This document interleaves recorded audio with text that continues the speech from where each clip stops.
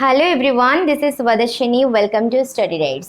पिछले वीडियो में क्लास 8 का chapter number 8 cell structure and function का एक्सरसाइज अप टू 5 नंबर तक हम कंप्लीट कर दिए थे। So in this video we will start from number 6 question. Okay, तो नंबर 6 क्वेश्चन पूछा है, state the difference between eukaryotes and prokaryotes. Cell दो टाइप्स का होता है, जैसे कि प्लांट सेल, एनिमल सेल पढ़ा था, फिर क्या पढ़ा था, eukaryotes and prokaryotes. Prokaryote cell क्या है, जिसका न्यूक्लियस में न्यूक्लियर मेम्ब्रेन नहीं होता है, इतना प्रिमिटिव टाइप ऑफ न्यूक्लियस जिसको हम बोलेंगे। क्लियर। एंड यूकैरियोटिक सेल्स क्या होता है, यूकैरियोट्स क्या होता है, जिसका सेल में सेल वेल डेवलप्ड होता है, न्यूक्लियस भी वेल डेवलप्ड होता है। ठीक है, तो इसका क्या क्या डिफरेंशिएट हम करेंगे। तो पहला पॉइंट है यूकैरियोट्स में, eukaryotes possess membrane bound organelles. Eukaryotes जो एनिमल यूकैरियोट्स में जाते हैं, उनका जो सेल होता है, सेल का ऑर्गेनेल्स प्रेजेंट होता है। सब ऑर्गेनेल में क्या होगा, एक एक मेम्ब्रेन बाउंड होकर रहेगा। ठीक है, राइबोसोम हो गया, लाइसोसोम हो गया, माइटोकॉन्ड्रिया हो गया, तो सब में एक एक मेम्ब्रेन बाउंड वो ऑर्गेनेल को एक आउटर कवरिंग रहेगा। क्लियर। लेकिन प्रोकैरियोट्स में ऐसा होता नहीं है। The prokaryotes lack membrane bound organelles. Prokaryotes क्या होता है, उसका ऑर्गेनेल तो रहता है, लेकिन ऑर्गेनेल को बाउंड होकर कोई भी मेम्ब्रेन जैसा नहीं रहता है। नंबर 2 पॉइंट से, nucleus of the cell has nuclear membrane. Eukaryotes में न्यूक्लियस को कवर किया, कौन किया, न्यूक्लियर मेम्ब्रेन। लेकिन प्रोकैरियोट्स में क्या होता है, न्यूक्लियस तो होता है, लेकिन न्यूक्लियस को कवर करने के लिए मेम्ब्रेन बाउंड ऑर्गेनेल्स तो उसमें नहीं है प्रोकैरियोट्स में, तो न्यूक्लियर मेम्ब्रेन भी नहीं होता है। क्लियर। तो यूकैरियोट्स में एग्जाम्पल में आएगा जितना भी हायर प्लांट से एंड एनिमल से, एंड प्रोकैरियोट्स में एग्जाम्पल में आएगा bacteria and blue green algae।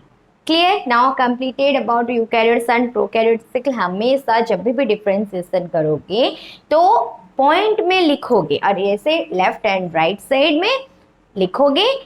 फिर एग्जाम्पल, सभी डिफरेंशिएशन में एग्जाम्पल देना मत भूलना। Okay, come to number 7 question. Where are chromosomes found in a cell, state their function. Chromosome कहाँ प्रेजेंट है, न्यूक्लियस के अंदर प्रेजेंट होता है क्रोमोसोम, और वो क्या करता है, क्रोमोसोम कैरी करता है जीन को, और क्रोमोसोम जो जीन को कैरी किया उनका काम क्या होता है, इनहेरिट करना, इसको ही लिखेंगे। तो chromosomes are present in the nucleus, nucleus के अंदर क्रोमोसोम है। Chromosomes carry genes and help in inheritance. Gene क्या करता है, इनहेरिटेंस में हेल्प करता है। What is about inheritance, what is the inheritance, inheritance is transfer of the character from parents to offsprings. कोई मतलब मदर फादर का कैरेक्टर, उनका जो नेक्स्ट जनरेशन ऑफस्प्रिंग्स बनेगा, बच्चा बनेगा, उसका कैरेक्टर, पेरेंट्स का कैरेक्टर, उसको ट्रांसफर करना। ठीक है, वो कौन करता है, क्रोमोसोम का करता है, क्रोमोसोम के प्रेजेंट पे जीन्स करता है। Clear. Number 8 question. Cells are the basic structural units of living organism, explain. एक ऑर्गेनिज्म का सेल होता है कि बेसिक स्ट्रक्चरल यूनिट, कैसे एक्सप्लेन करेंगे, हमें पता है कि ग्रुप ऑफ सेल्स क्या फॉर्म करता है, group of cells make the tissue, and group of tissue make the organ, and whole organ make the एक बॉडी ऑफ ऑर्गेनिज्म। जैसे कि हमारा एक एक ऑर्गन मिलके क्या हो रहा है, हमें ह्यूमन जैसा ह्यूमन को बनाया है, वैसे ही। तो इसीलिए ये जो बॉडी बना सबसे छोटा, मतलब किससे आया है, कहाँ से, सेल से आया है। सारे सेल्स मिलकर टिश्यू बनाया है ना, फिर टिश्यू में ऑर्गन, ऑर्गन में पूरा होल बॉडी बना, तो सबसे बेसिक यूनिट क्या हो गया, सेल हो गया। So different cells combine to form tissues, and tissue combine to form organs. Similarly organ combine, सारे ऑर्गन जब कंबाइन कर जाएंगे टू फॉर्म द बॉडी। दस इसीलिए cells are termed as the basic structural unit of every living organism. Clear?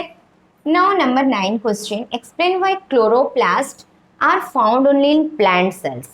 Chloroplast जो होता है वो सिर्फ प्लांट सेल में होता है, एनिमल सेल में नहीं। क्लोरोप्लास्ट क्या कहाँ होता है, प्लास्टिड के अंदर होता है। और क्लोरोप्लास्ट क्या कंटेन करता है, क्लोरोप्लास्ट क्लोरोफिल को कंटेन करता है। क्लोरोफिल का काम क्या होता है, जब सनलाइट आएगा फिर ये क्या करेगा, सेल का एनर्जी एंड सनलाइट से वो खाना बनाएगा। प्लांट पहले से पता है हम डिपेंडेंट है, लेकिन प्लांट इंडिपेंडेंट है।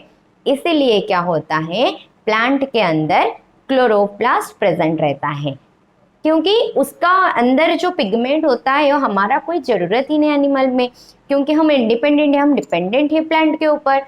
सो chloroplast contain chlorophyll which is essential for photosynthesis.